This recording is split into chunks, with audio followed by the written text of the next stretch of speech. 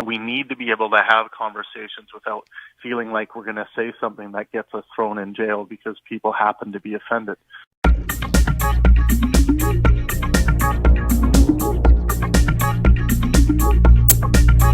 Skepticism.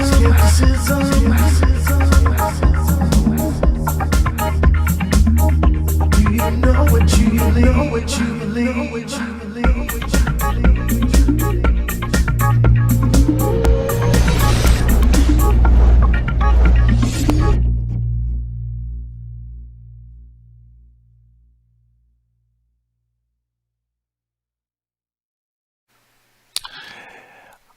Hello, Alpha. How's it going? Welcome to Test Your Skepticism. Hey. Oh. How are you? Try again. Hello? Hey, yeah, you're Hi. coming through clear. Jesus, it worked. Jesus. Thank you, Jesus. It worked. No, I'm a Muslim, actually. I'm a Muslim. Oh, Thank you are? you, Allah. Oh, okay. Hi, how are you? Good. I came to talk about free will. Free will? Yeah. Okay, yeah. So I don't think free will has been demonstrated to exist. I don't think that's been demonstrated. Do you think we have free will? I do. Okay, and Wait, can you make give it me a second. Just Yeah, go ahead. give me a second. Free will is the ability to take a decision that might be manipulated to some extent. Okay, and why do you think human beings can make a decision? We already do. So I took the decision. Yeah. Just give me a second. I took the decision to talk to you. You took the decision to answer. Well, it depends on what you mean by that, because if we're talking in the actual sense of what's going on in the human brain, that impulse to do that and to call me and the way you're engaging right now, that's all happening to you. You're not dictating any of that. That's what neuroscience tells us anyway. Are you referring to the study that shows that we have a 10-second delay of decision? Well, not just that, but it's like sit here and try to interpret the next thing that is going to manifest in your mind. We can't do it. Just give me. Can I debunk first that article? Yeah, go ahead. Choose a number. Let's go with 3. That didn't take you 10 seconds. I asked you, you answered. There's no way. Yeah. There's no possible way you predicted that I would ask you that question. I don't know where you got this 10-second delay thing, but I've never even heard that before. But what's going on is that you asked me a question, and the selection, the process to select 3, I had nothing to do with that. This is just the emergent quality, the emergent selection quality for whatever reason why 3 was picked. And this is the fundamental question I seek to answer in my first book about my pleasure drive hypothesis, is what is the thing, like why is 3 selected here and not 10 or any other number I could have selected? They're all equally pointless. Well, they're not. They're not pointless because they're going through our software. If you choose 3 or 17,000, there's no difference. No, there is, because do you know one of the reasons why I picked 3 is because I always used to wear number 3 on the back of my jersey in hockey. 3 always used to be my quote unquote lucky number. The software environmental aspects of numbers and how we relate to them actually does come into consideration in this feedback loop between our software and our hardware. Yes. Yeah. Good one. Yeah, no, I find that fascinating. The fundamental question of like, okay, I understand that, but how come that? How about chess? Yeah, and chess is a crazy one. No, you're critically thinking about the best move, but you don't always make the best move. Right, 100%. Because I think people, when you actually look at the game of chess, the amount of possible chess games is like in the, isn't it in like the trillions of the amount Yes. of possible chess games that can be played. So it's like, I think we do our best. People who have a very high IQ, a very fast calculating engine running, are very good at being able to think 3, 4, 5, 6, 7 moves ahead. But yeah, it's like we generally, most people can only think 1 move ahead or 2, and it's like when we develop computers that can do like 8, 9, or 10 moves ahead, it's hard to compete with that because you're liable to make a mistake. So True. you said you're a Muslim. Why are you a Muslim? Why you're an atheist? Well, I can explain that. But do you want to answer mine first? I'm using the same way Dawkins uses when he gets asked what if you're wrong. Oh, so you subscribe to Pascal's wager? No. What happens is when Dawkins, Richard Dawkins, Yep. gets asked the question, "What if you're wrong?" He repeats the question, "What if you're wrong?" Right. So I didn't ask that. I just asked like why you're a Muslim. Like what convinced you that first of all, Allah is. I assume you believe Allah is real, exists. Oh, of course. Yeah. So first of all, why do you believe the Bronze Age peasants who wrote down the Quran to tell you that Allah is God? Why do you trust those people who wrote it down? I know I'm gonna sound cliche, but the way the Quran is written, it's just some next level shit. It what? Sorry. The way the Quran is written, it's like just to in an Arabic. I speak Arabic. Yep. As an Arabic speaker, it's too good. It's too good for its own good. What is so good about it? And why does that relate to, like, if it's really good, doesn't that just mean the Bronze Age peasants that wrote it down had a really good imagination? The Prophet Muhammad was illiterate. Okay. How can someone who is illiterate write that good? Well, first of all, why do you think Muhammad wrote it at all?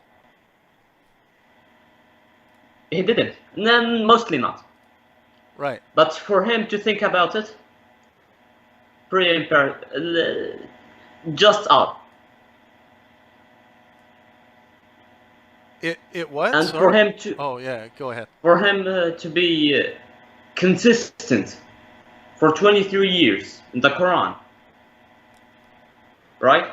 Okay, but you know, someone For being him, consistent for he was- 23 years isn't an indication of divinity. No, but the Quran was given to him 5 ayat at a time. Okay, so So for him to be for him to make 5 ayahs and tell the people, put this ayah between this ayah and this ayah. yeah. He's really consistent.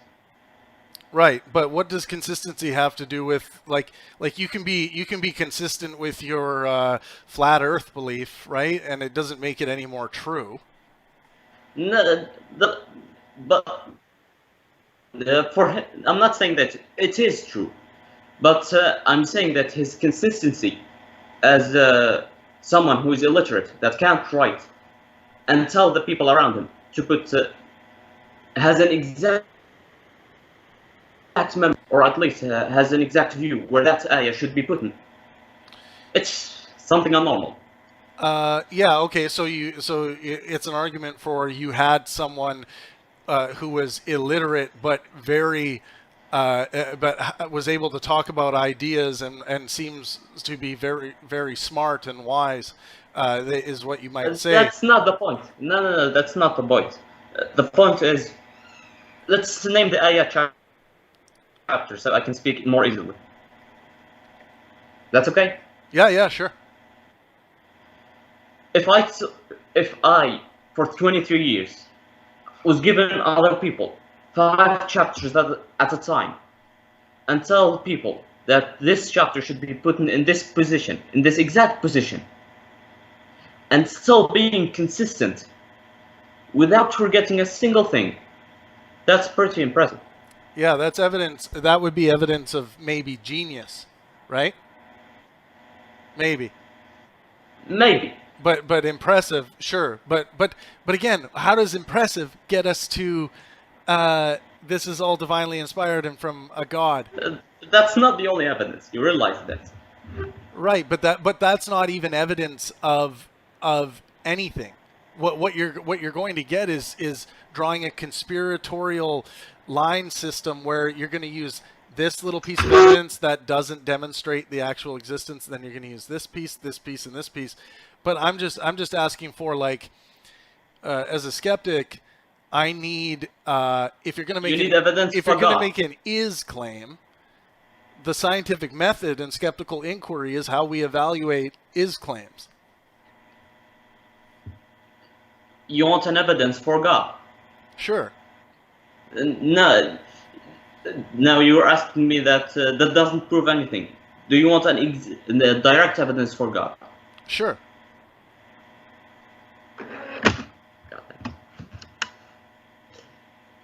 Perfect time to show up, big guy. What's that? I was talking to God. Perfect time to show up. Oh. I'm gonna have a stroke on the air now, and then we'll all know that Allah is real. Yes. And what about all evil. this? What about marrying Aisha? It's quite a big debate in the Islamic community. Yeah, why was he having sex with a 9-year-old? People don't agree that he had sex with a 9-year-old. You realize that? They don't what? Sorry? Not all Muslims agree that he had sex with a 9-year-old. Oh, so they're willing to apply skepticism there, but when it comes to the whole foundation of their religion, their skepticism disappears and it's replaced by faith. Exactly. Don't you think that's crazy? Kinda. Yeah. And I mean, we shouldn't. Yes, kinda. That doesn't actually shake my.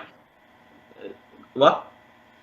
How? But why? Because like, hey, like you like if you're going to go to the hospital or if an ambulance is going to pick you up because you've gotten a car accident, you want to know that the medicine they're using has been demonstrated scientifically to work, right? So you rely on the scientific is there, but and then all of a sudden, like when it comes to this thing, you primarily trust the doctor.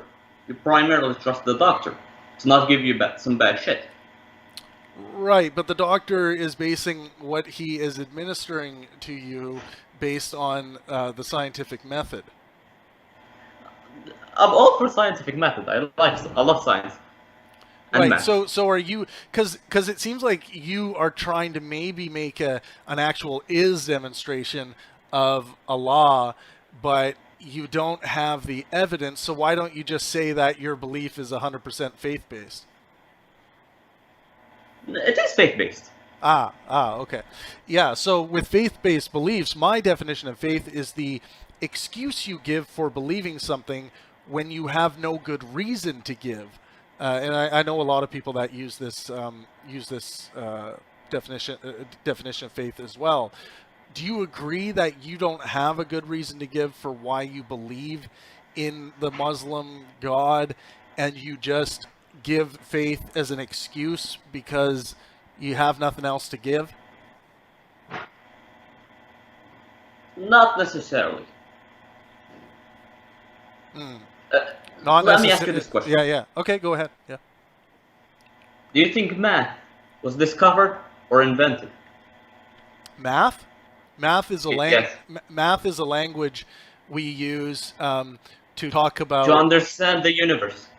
Yeah. It's the language we've created. The labels, the individual labels we've created to be able to communicate about quantities of things and how those things manifest in reality. So it's a language we've created, but you could create all kinds of different languages to communicate with the mathematical things that are going on in the cosmos. If I asked you this question, what is the sum total of all positive numbers? All positive integers? I think that answer would be infinite. Quantum physics doesn't agree. Right. So, although quantum physics shouldn't be making these claims, really, if someone's going to make a positive claim that infinite isn't possible, I would say, well, it seems to be that. No. The sum total for all positive integers in quantum physics is minus 1 out of 12. Oh yeah. Oh, okay. Sorry. I'm my math ignorance got in the way there. I thought you were just. It's okay. Yeah. I thought it was. I thought you were talking about the endless sum math, but I'm not a mathematician, so. I study math for a living. Cool. I study math. I love math. Okay, cool. So you would expect you're saying that there's a negative amount of energy in the cosmos. Is that the argument you're making? No. The argument that I'm making is that math is quite limited. Of course, not limited in the human sense. Math is gigantic, but still limited. It's clearly contradicting itself. No, it actually leads. Math gives us the best possible results for predicting things, and math is used in the scientific method. I understand that. Yeah, I understand that. But to say math is limited, it's like we just might have not made the proper equations to demonstrate the thing that you think it's limited to. Yeah, like can you give me a second? Bring a pen and paper. Yeah, if you want to grab a pen and paper, that's fine. But none of this math stuff that you're talking about. Like if you're gonna say that, like, oh, there seems to be something out there that we don't understand. It's like, yeah, that's fine. I'm willing to buy that. There are things out there that we don't understand, but we understand a hell of a lot about how almost everything works and is functioning, but there are still some fundamental unanswered questions. But if you're gonna say, like, you know, God is the gap thing that we're missing here, you still have to demonstrate God.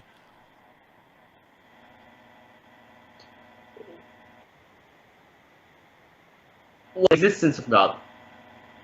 If a God, let's just say for a second that God existed. Okay. Okay, yeah, sure. Just for 1 second. Yeah. If God gave a perfect explanation of something, would that make the existence of a God plausible? Say that again. Let's just say God exists for a second. Yeah. If God gave a perfect explanation for the existence of something, is it plausible that God exists? Well, in this hypothetical, you started off by saying, let's assume God exists. Yeah, so it's a hypothetical situation. But in the hypothetical, you actually said God exists, so God does exist. It's not plausible. God actually does exist. But I didn't say he exists. You started off by saying, let's assume God exists. No, but we don't know that.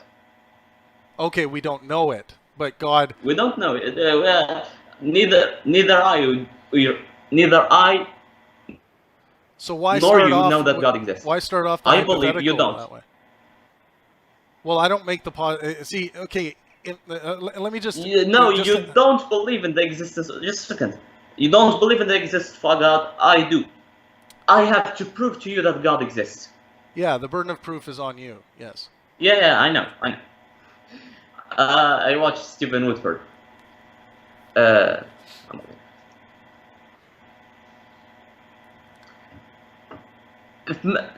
Let's go back to the math point. Here, I just before we do that, I just want to explain what my atheism is, just so you understand that atheism. The atheism is absence of religion. I know. Well, it's a lack of belief in your claim, right, about God's existing. So you say this God exists, and I'm like, oh, cool. Show me how you came to know that. And what you bring me, I consider to be zero sum, no positive evidence for the existence of God, or you might say, or I might say it's just bad evidence if you want to, and that's all Travis, atheism is. But I'm also able to say to you with very high level of confidence the same that gods do not exist just as much as Santa Claus does not exist. Is it possible Santa Claus exists? How Sure. dare you say Santa Claus doesn't exist? I know, when we're getting close to Christmas, all I'm getting is a lump of coal. For sure. Yeah. So I am Good interested point. about your math stuff, but I wanted to just outline what what my position is, and I think there's just as much evidence for the existence of Santa Claus as there are for any of the gods that have ever been presented, which I would say when it comes to things that we would consider to be evidence of this claim of existence, not what people are just calling evidence, like, oh, I found like an unfalsifiable language trick that shows that my God exists. It's like that's not evidence. But yeah, that makes a good point. Yeah. If there's something that someone can do that other humans can't, and he claims that thing is happening because of God, he has a good point. Yeah, it's just anytime anyone makes a positive claim, it's like people just go off crazy, not thinking that they have to demonstrate claims, and they think that all claims are made equally, and it's just what I call claim vomit.